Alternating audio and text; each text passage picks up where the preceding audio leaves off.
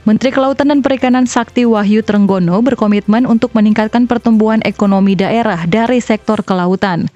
Salah satu tujuan Kementerian Kelautan dan Perikanan (KKP) pada tahun ini adalah program penangkapan ikan terukur berbasis kuota atau sebagai penerapan suatu kebijakan Indonesia sentris. Kebijakan ini disampaikan Menteri KKP saat mengunjungi Kampung Nelayan Tomalou, Kota Tidore, Maluku Utara. Program penangkapan ikan terukur berbasis kuota akan dituangkan dalam peraturan pemerintah.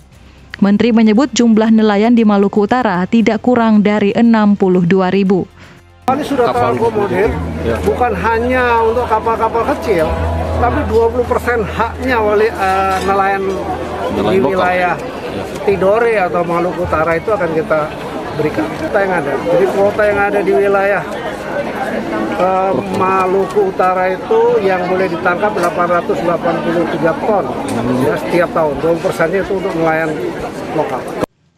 Penangkapan ikan juga akan diawasi dengan teknologi alias seluruh kapal yang beroperasi di perairan Indonesia tidak lagi bebas.